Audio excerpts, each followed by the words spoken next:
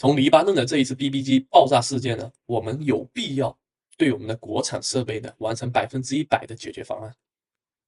黎巴嫩这一个 BB 机爆炸呢，就电池里面装了一个3克左右的这个炸药，就可以造成数千人的这种伤亡。要不是这一次事件，我还不知道这全世界上还有人在用这种装备，对吧？之前中东的这些地方武装人员就是不用手机，因为手机呢，它会双向接收这个信息，会定位到之后呢，然后导弹就来了。这一次他们改用这个 BB 机啊，用 BB 机的原因就是很简单，因为它只能单向接收，但是没想到啊，人家远程遥控提前在你这个大范围的 BB 机里面装了这个炸药，不管你谁用了这个 BB 机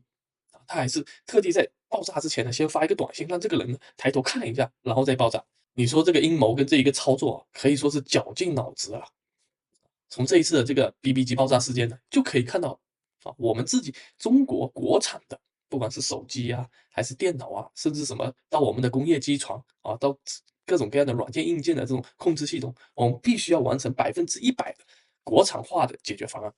这里说的不单单是硬件，还有软件，尤其是这个软件，这个软件的这个数据安全、信息安全，那这个影响比炸弹啊，比普通的什么炸药爆炸来的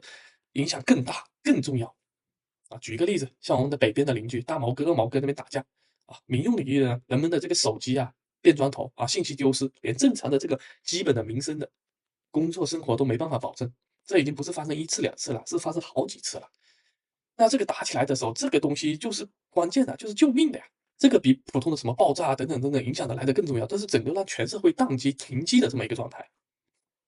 啊，我们知道现在呢有很多我们的这种像硬件上面的芯片，啊，软件上面的这种电脑的操作系统，我们在这个全世界范围领域啊，跟这个顶尖水平啊是有非常大的差距的。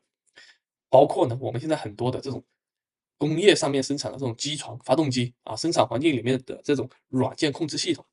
啊，影响着我们的整个民生啊、电力啊、码头啊、飞机啊这些东西，全都是不能说100%，很大一部分上面都是西方资本的啊，都是老外他们控制的。保不齐这里面呢就有什么系统后门、信息后门、软件后门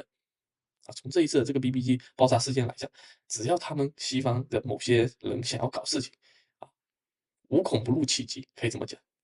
是吧？所以呢，下一次来一个什么工业系统宕机啊，来一个停电，直接的影响的就是我们整个经济发展，影响的就是整个我们社会的这个运转，那个损失啊是无法估量的，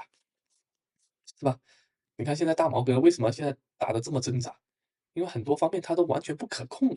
尤其是在民生领域啊，你现在已经基本上跟全世界脱钩了。所以呢，看到了这个，不管是 BB 机爆炸，还是什么大毛哥的这个人们的手机变砖头，我们要正视看到我们自己国产的这种手机啊、芯片啊，甚至光刻机啊，乃至新能源的这种电池，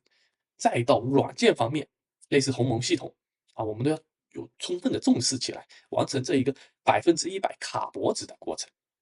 有差距是很正常的，我们要正视这个差距。但是呢，我们要有所谓我们自己的替代方案、解决方案，这样呢，到关键时候，这个东西就是保命用的。啊，这个就是不会被卡脖子，完全属于我们自己的独立自主的可控的解决方案。